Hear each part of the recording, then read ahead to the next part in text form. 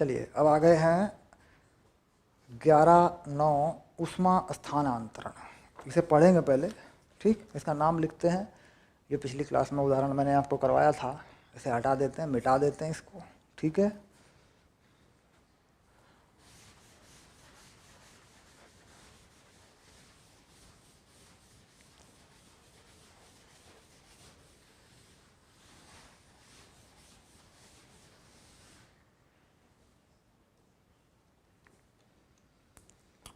ग्यारह नौ ऊष्मा स्थानांतरण है ना।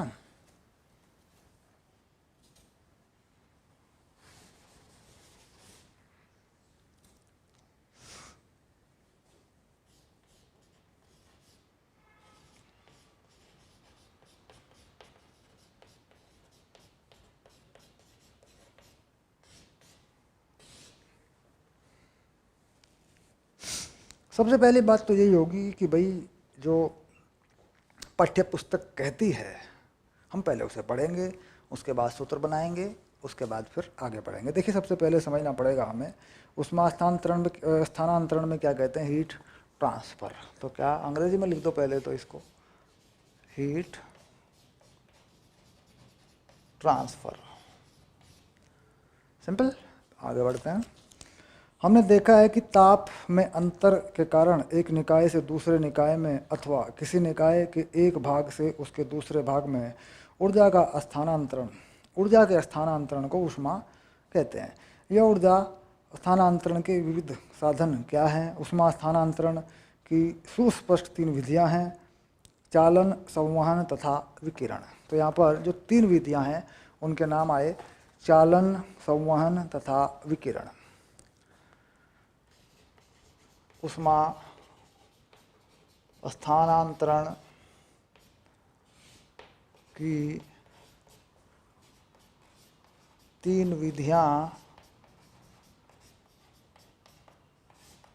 नंबर 1 चालन, नंबर 2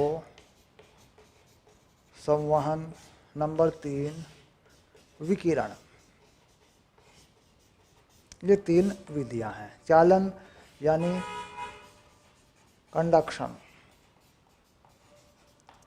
संवहन यानी कन्वेक्शन, विकिरण यानी रेडिएशन। ये 3 विधियां हैं, ठीक। पहली बात तो यही हो गई साहब। इसके बाद साहब इसमें जो पहली विधि बताएंगे ये बताएंगे चालन, ठीक। अब चालन का भी पढ़ लेते हैं। सबसे पहली विधि जो है वो क्या है, वो है चालन। तो चालन को भी पढ़ लेते हैं और ये किन कारणों से होता है इसके सही तथ्य को समझने की कोशिश करते हैं। क्योंकि जब आप बहुत सारे वीडियो देख रहे होंगे, जब आप इधर उधर पढ़ते हैं, कई बार ऐसा लगता है या क्लास में पढ़ते हैं तो बहुत सारे भ्रम होते हैं, लोग अपनी तरफ से कुछ परिभाषाएं बना लेते हैं और बड़ी समस्या हो जाती है। पेपर वेपर में सवाल आते हैं, कुछ नीट में, जेईई में या कहीं और कोई पूछ लेता है, कोई प्रतियोगी परीक्षा हो सकती है, तो उल्टे पुल्टे आंसर हो जाते हैं। ज़रूरी है कि पहले पढ़ लें, एक बार आप देख लें कि तथ्य क्या कहाँ पर जुड़े हुए हैं। चलिए पढ़ देते हैं। किसी वस्तु को 2 संलग्न भागों में, चालन है ना, किसी वस्तु के 2 संलग्न भागों के बीच उनके ताप में अंतर के कारण ऊष्मा स्थानांतरण की क्रिया विधि को चालन कहते हैं, ठीक। किसी वस्तु के 2 संलग्न भागों के बीच, अब देखिए इसमें क्या होता है। मान लीजिए कोई वस्तु है, जैसे मान लीजिए ये मान लेते हैं कि साहब ये वस्तु है, ये वस्तु है, ठीक। अब ये वस्तु है, देखिए इसका एक सिरा है, मान लीजिए ऐसे ये वस्तु है। मैंने इसकी आकृति कुछ भी बना दी, इससे कोई फर्क नहीं पड़ता। ये मैंने वस्तु की ऐसी आकृति बना दी, ठीक। ये कोई वस्तु है मान लीजिए, ठीक। वस्तु का यहाँ का जो ताप है वो T1 है और यहाँ का ताप है मान लीजिए T2 है और यहाँ का ताप है मान लीजिए T3। इस वस्तु में 3 ताप हैं, यहाँ कुछ ताप T1 है, यहाँ कुछ और है T2 है, यहाँ कुछ और है T3 है। कहता है वस्तु के अंदर ताप का अंतर होने की वजह से, वस्तु के अंदर के भागों में अलग अलग ताप होने की वजह से जो स्थानांतरण होता है उसे कहते हैं चालन। यानी अगर मान लीजिए हम ये कहें कि साहब ऐसा हो रहा है, T1 बड़ा है T3 से और T3 से बड़ा है T2, मान लीजिए हमने माना कि भाई ऐसा है, देखो T1 बड़ा है, T2 छोटा है, तो ऊष्मा T1 से T3 की तरफ जाएगी। अब T2 बड़ा है साहब, देखो T2 भी बड़ा है साहब T3 से, तो ऊष्मा T2 से T1 की तरफ आएगी। तो बात को समझ गए कि किसी एक वस्तु के अंदर अगर अलग अलग ताप हैं तो वस्तु में उच्च ताप से निम्न ताप की तरफ ऊष्मा यानी ऊर्जा बहती है, उसे कहते हैं चालन। ठीक, चलिए बात समझ में आ गई। मान लीजिए किसी धातु की छड़ का एक सिरा आग की ज्वाला में रखा है, शीघ्र ही छड़ का दूसरा सिरा इतना गर्म हो जाएगा कि आप उसे अपने नंगे हाथों से पकड़ नहीं सकेंगे। बात भी सही है, मान लीजिए इधर गर्म कोई धातु की छड़ है, कोई लोहे का सरिया है, उसे रख दूं मैं आग में तो थोड़ी देर में वो गर्म हो जाएगा, फिर मैं पकड़ नहीं पाऊंगा उसको। तो इसका मतलब हो गया कि सरिये में से होकर ऊष्मा दूसरे सिरे तक पहुंच चुकी है, यानी बिल्कुल यही कहानी है। ठीक, यहाँ छड़ में ऊष्मा स्थानांतरण चालन द्वारा छड़ के तप सिरे से छड़ के विभिन्न भागों से होकर दूसरे सिरे तक होता है। गैसें हीन ऊष्मा चालक होती हैं, यानी गैसों में ऊष्मा का चालन कम होता है। ठीक, तथा द्रवों में चालकता ठोसों तथा गैसों के बीच की होती है, यानी द्रवों में थोड़ा और ज़्यादा होता है। सबसे कम किस में होता है? गैस में। फिर किस में होता है ऊष्मा का चालन? द्रवों में। और सबसे ज़्यादा किस में होता है? ठोसों में। अब ठोसों में भी निर्भर करता है, धातुओं में सबसे ज़्यादा होता है, लकड़ी में कम होता है। लकड़ी है मान लीजिए, है ना, लकड़ी को आग में डाल देंगे तो लकड़ी से दूसरे सिरे तक ऊष्मा नहीं आती, बहुत कम आती है, तो हाथ नहीं चलेगा, वो सिरा लकड़ी का जल जाएगा। तो निर्भर करता है कि पदार्थ की प्रकृति कैसी है, उसके अणु ऊष्मा को किस प्रकार चलाते हैं, इस पर निर्भर करता है। ठीक, मात्रात्मक रूप में ऊष्मा चालन का वर्णन किसी पदार्थ में दिए गए तापांतर के लिए ऊष्मा प्रवाह की दर द्वारा स्पष्ट किया जाता है। ठीक, अब इसके बाद जो फॉर्मूला है ये मैं बना दूंगा। अब आए अच्छे ऊष्मा चालकों में, ये पढ़ लेते हैं, ज़रूरी है क्योंकि फॉर्मूले तो हम बनाएंगे ही, थ्योरी ये भी पढ़ लेते हैं। अच्छे ऊष्मा चालकों में धातुओं की अपेक्षाकृत अधिक ऊष्मा चालकताओं की तुलना कुछ अच्छे ऊष्मारोधी पदार्थों जैसे लकड़ी तथा कांच तंतु की अपेक्षाकृत कम ऊष्मा चालकताओं से कीजिए। आपने पाया होगा कि खाना पकाने के कुछ बर्तनों की पेंदी पर तांबे का विलेपन होता है। तांबे में ऊष्मा चालकता अच्छी होती है, खाना पकाने के बर्तन से ऊष्मा आसानी से ऊपर तक चली जाती है, जाहिर सी बात है। कुल मिलाकर यहाँ सिर्फ ये बात कही जाएगी कि भाई धातुओं में ऊष्मा चालकता अच्छी होती है, फिर उसके बाद लकड़ी में कम होती है ना, इस तरीके से बात आएगी। उसके बाद फार्मूला बनेगा और बात चलेगी। तो यानी यहाँ पर जो परिभाषा है, ठीक, बेसिक जो परिभाषा है वो यह है कि किसी वस्तु में जब अलग अलग ताप होते हैं तब उस वस्तु में ही उच्च ताप से निम्न ताप की तरफ ऊष्मा जब बहती है, इसे कहते हैं ऊष्मा चालन। ठीक, चलिए अब इसके सूत्र बनाएंगे, चालन पर बात करेंगे। ठीक,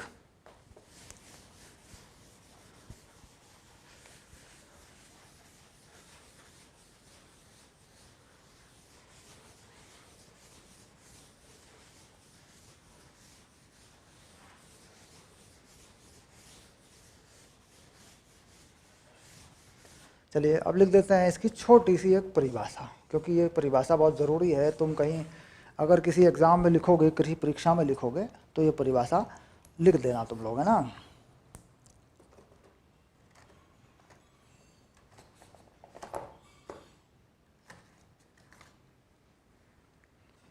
तो देखो परिभाषा लिखता हूँ,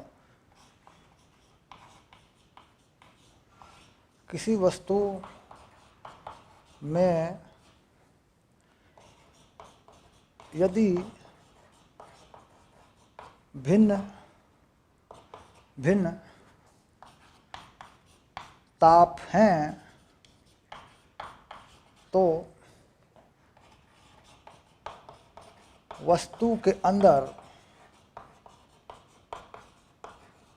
ऊष्मा अधिक ताप से निम्न ताप की ओर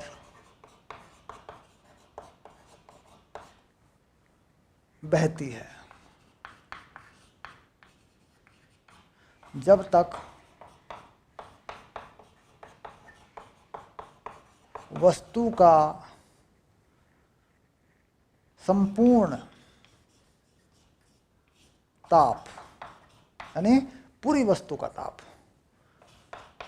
एक जैसा नहीं हो जाता है। ऊष्मा चालन की इस विधि को ऊष्मा चालन की इस विधि को, ठीक है, या ऊष्मा स्थानांतरण की इस विधि को, देखो बदल देते हैं, ये लीजिए, क्योंकि चालन लिख देंगे बाद में। ऊष्मा स्थानांतरण की इस विधि को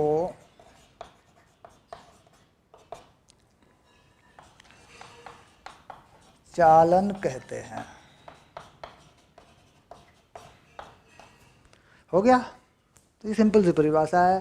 किसी वस्तु में यदि भिन्न भिन्न ताप हैं तो वस्तु के अंदर ऊष्मा अधिक ताप से निम्न ताप की ओर बहती है जब तक वस्तु का सारा ताप एक जैसा, सारा तापमान एक जैसा नहीं हो जाता। तो इस तरह के बहने को वस्तु के अंदर ही उसे कहते हैं ऊष्मा चालन। ठीक, चलिए अब सूत्र बनाएंगे।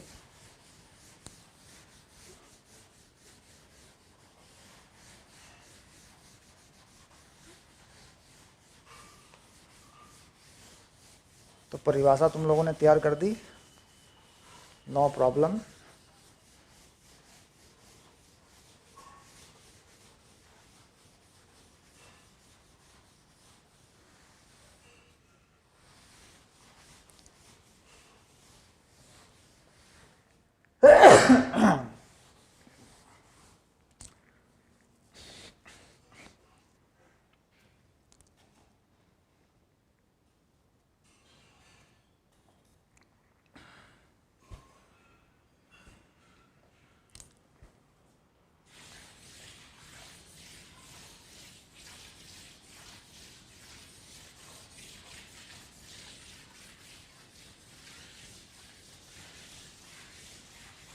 तुम लोग भी ना ऐसे टाइम पे, ऐसे मौके पे पानी वानी पी लिया करो तुम भी, है ना।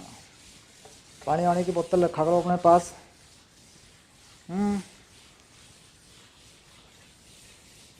क्लास छोड़ के नहीं जाना होता, बस ये ध्यान रखना।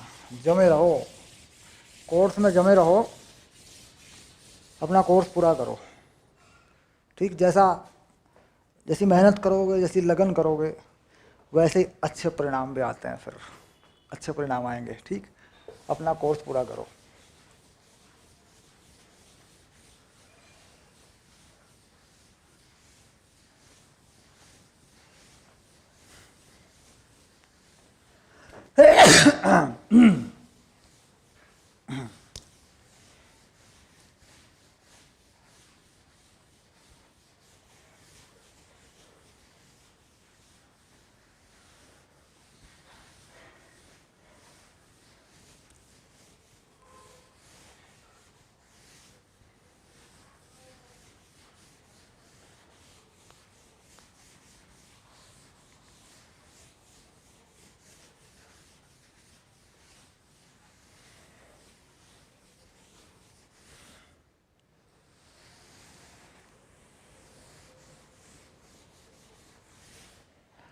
चलिए अब इसका सूत्र तैयार करते हैं।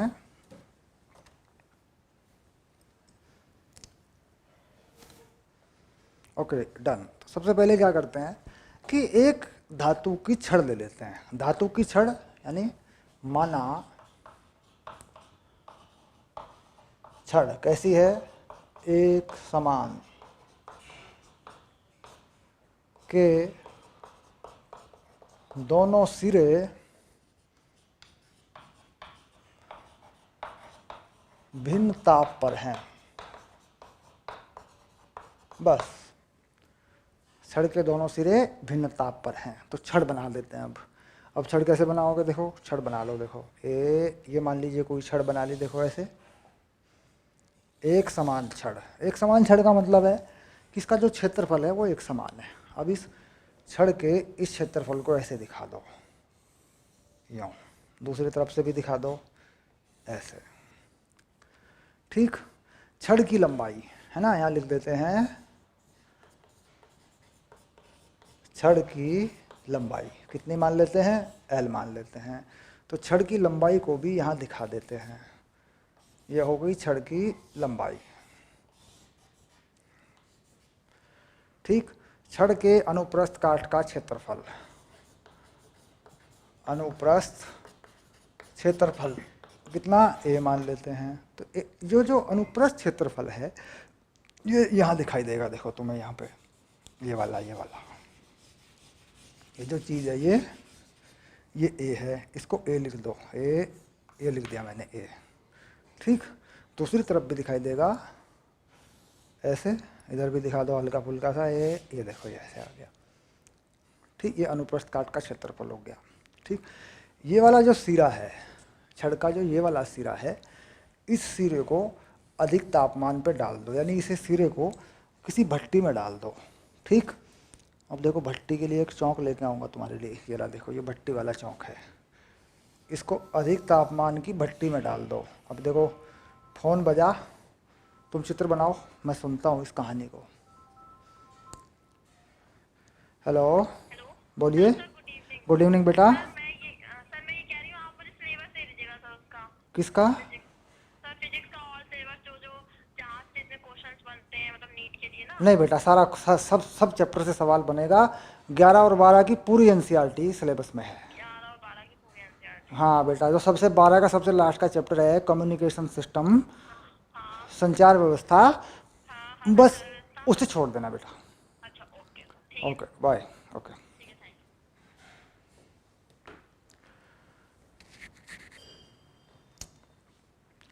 चित्र बना लिया होगा आपने। छोटी मोटी आते रहते हैं फ़ोन, डज नॉट मैटर, बड़ी क्लास में छोटे फ़ोन चलते हैं। चलिए अब आगे बढ़ते हैं। कुल मिलाकर ये जो मैंने भट्टी बनाई है, यहाँ पर मैं तापमान को ज़्यादा रखूँगा। देखिए यहाँ पर मैं तापमान को ज़्यादा रखूँगा, और जो तापमान है, जो ज़्यादा तापमान है, मैं उसको रखूँगा T हायर। T के नीचे ऐसे लिख दूँगा, देखो मैंने T हायर लिख दिया, ठीक। और छड़ का जो दूसरा सिरा है उसको मैं कम तापमान पे रखूँगा ऐसे, ठीक। यानी इसको मैं कम तापमान पे रखूँगा, तो इसके लिए मैं एक दूसरे रंग की व्यवस्था करूँगा। जैसे मान लीजिए कम तापमान पर है ना, तो मैं इसके लिए दूसरे रंग की व्यवस्था कर दूँगा, देखो ऐसे, ये कम तापमान का हिस्सा है।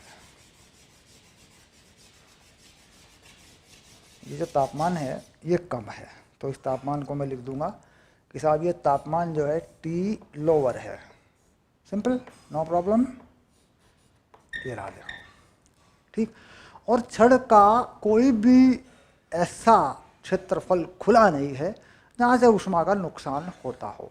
तो इसलिए मैं क्या करता हूँ कि इस छड़ में मैं एक ऊष्मारोधी दीवार बना देता हूँ, ऊष्मारोधी दीवार। तो ये जो चीज़ें देखो, ये क्या है, ये ऊष्मारोधी दीवार है, ये रही ऊष्मारोधी दीवार, ये ऊष्मारोधी दीवार है, यानी छड़ से ऊष्मा का नुकसान नहीं होता। ये है ऊष्मारोधी दीवार, तो इसे लिख देता हूँ ऊष्मारोधी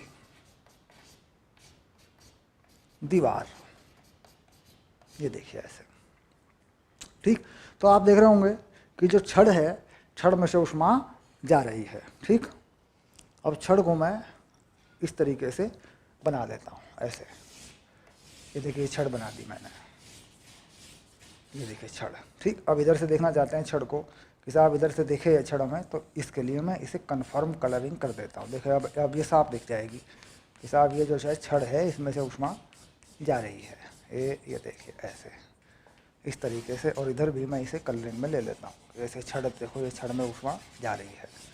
फाइनल हो गया। अब ये कलर से साफ हो रहा होगा कि साहब ये एक बेलनाकार छड़ है जिसमें से ऊष्मा जा रही है। अब ऊष्मा जो है की मात्रा प्रति एकांक समय में क्षण में से होकर गुजरने वाली ऊष्मा की मात्रा। अब मैं लिख देता हूं, प्रति एकांक समय में क्षण में से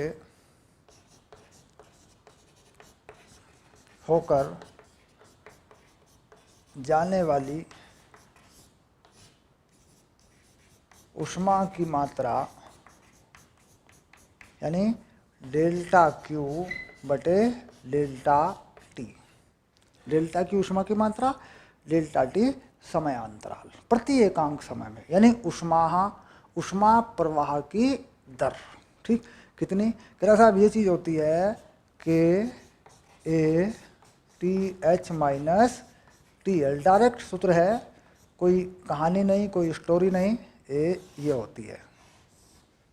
ठीक, जहाँ पर हम के को बोलते हैं ऊष्मा चालकता गुणांक। ऊष्मा चालकता गुणांक यानी कितने तापमान से ऊष्मा चली, TH से अधिक है। कितने तापमान पे ऊष्मा जा रही है, ये रहा। ठीक, कितनी दूर तक ऊष्मा जा रही है, नीचे रहा। ठीक, और यह है ऊष्मा चालकता गुणांक। और कितने क्षेत्रफल को ऊष्मा लेके चल रही है, कितने क्षेत्रफल में अनुप्रस्थ में ऊष्मा चल रही है, ये रहा वो ए। तो ये जो है दरअसल ये क्या है, ऊष्मा प्रवाह की दर। तो ऊष्मा प्रवाह की दर या ऊर्जा प्रवाह की दर, इसे कहते हैं ऊष्मीय शक्ति। यानी ये जो चीज़ है delta Q by delta T, कई बार बच्चे इसी को ऊर्जा मान लेते हैं, ये है ऊष्मीय शक्ति यानी थर्मल पावर। अंग्रेजी में बोलते हैं इसको थर्मल पावर। ठीक, और भी काम होते हैं थर्मल पावर के। थर्मल पावर बिजली बनाने वाला कॉन्सेप्ट भी आता है, थर्मल पावर प्लांट बोल देते हैं ना। तो कुल मिला के ये ऊष्मीय शक्ति है, ऊष्मा बटे समयांतराल। अब मान लीजिए इस सूत्र को अवकलनीय रूप में लिखते हो, सपोज इस सूत्र को अवकलनीय रूप में लिखते हो सपोज, तो ये सूत्र कैसे बनेगा? अवकलन रूप में इसे ले जाना चाहते हो तो ये जो देखिए ये जो चीज़ है ये D Q by D T, इसका अवकलनीय रूप लिख सकते हैं। अवकलनीय रूप में, क्योंकि ये भी बहुत ज़रूरी होता है, तो हम लिखते हैं D Q by D T K A D T by D X, ऐसे। क्योंकि हम क्या करते हैं यहाँ पे, हम ये छोटी सी जगह को, ये जो थोड़ी सी जगह देखो ये वाली, इसे क्या मान लेते हैं? इसे मान लेते हैं डी एक्स। ठीक, और इसमें जो ऊष्मा प्रवाह की दर है इस तरफ को जो जा रही है, इसे क्या मान लेते हैं? D Q by D T. तो ये थोड़ी सी दूरी के लिए क्या कर देते हैं? डी एक्स बना देते हैं। थोड़ा सा ताप का अंतर है, जैसे मान लीजिए यहाँ का ताप क्या है, यहाँ का ताप है T प्लस डी टी, और यहाँ का ताप क्या है? T। अब बताओ कितना अंतर होगा दोनों में? यहाँ का ताप कितना है? T plus D T. यहाँ का ताप कितना है? थोड़ा आगे बढ़ी ऊष्मा T, तो कितना अंतर है देखो, T plus D T minus T, कितना अंतर हो गया? डी टी का अंतर हो गया। तो ये लिख दिया हमने। कितनी दूर चली ऊष्मा? डी एक्स में चली, क्षेत्रफल वही है, ऊष्मा चालकता गुणांक तो वही है, के है। ठीक, तो इसे ऐसे अवकलन रूप में भी लिख देते हैं।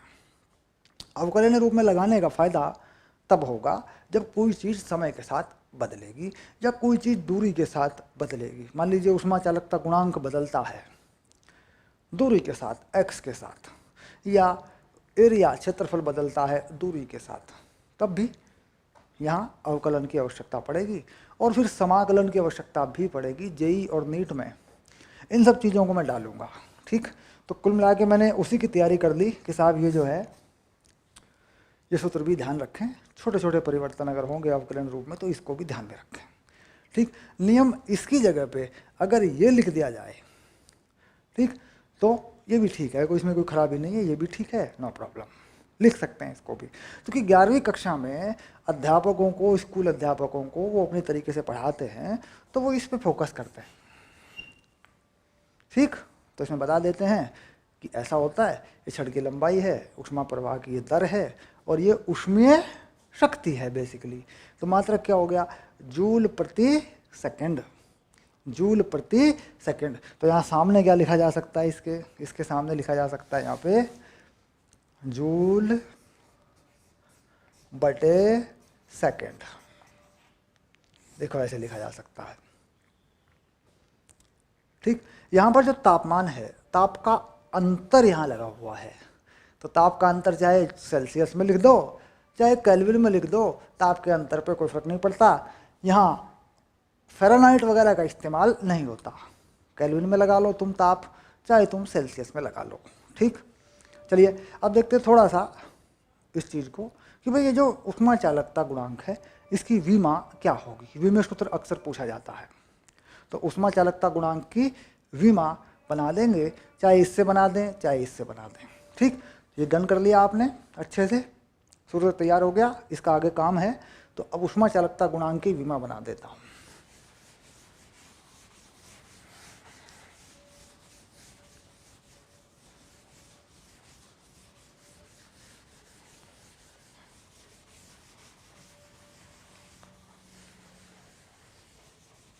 ओके, तो बनाने जा रहा हूँ ऊष्मा चालकता गुणांक, या ऊष्मा चालकता भी कह देते हैं, कई बार सिर्फ ऊष्मा चालकता भी कह देते हैं। ठीक है, क्या के की विमा या विमीय सूत्र, विमीय सूत्र बोल देते हैं, का विमीय सूत्र। तो का लिख देते हैं, ये देखिए ऐसे लिख देते हैं, ये रहा, ये पूरा ही मिटा लिया, ये लो। ठीक, अब बनाना सीखें। विमय बनाना तो तुम जानते हो, कोई बड़ी चीज़ नहीं है, यहाँ से बना देते। देखो हमें इसकी विमा बनानी है, तो बाकी सब की विमा लिख देते हैं। देखो ये है ऊर्जा, ये है समय, तो क्या करते हैं, ऊर्जा समय, यहाँ के लिख देते हैं, यहाँ क्षेत्रफल लिख देते हैं। ठीक, यहाँ ताप लिख देते हैं, तापांतर या ताप जो भी है, और यहाँ dx है, दूरी लिख देते हैं। ये देखिए ये सब हो गया। ठीक, हमें के की विमा चाहिए, इन सब की विमा लिख देते हैं। ऊर्जा की विमा m l स्क्वायर t-2, समय की विमा t, इसके बाद के, क्षेत्रफल की विमा l स्क्वायर, ताप की विमा थीटा लिख देते हैं। ऐसे ताप की विमा को थीटा बना देते हैं। ताप की विमा को टी नहीं बनाएंगे क्योंकि टी समय की विमा है ना, तो आपकी विमा को क्या लिख दिया, थीटा। दूरी की विमा एल, सिंपल। अब चलिए अब देख लेते हैं, ये जो एक एल है यहाँ से देखो सीधे कटेगा। ठीक, तो यहाँ पे क्या बचा, के, और एक एल बचा, एक थीटा बचा। यहाँ पे इस तरफ, यहाँ पे ये टी है, ये माइनस के 3 बना देगा, t-3, क्योंकि एक पावर नीचे से ऊपर माइनस हो जाएगी। एक एल स्क्वायर रहेगा और एक m हो जाएगा। कंफर्म कर रहे हैं सारी चीज़ों को। ठीक, अब क्या होगा, ये जो l है यहाँ एक l बचा देगा। ठीक, तो यानी एक l रह गया, एक l से l कट जाएगा, है ना।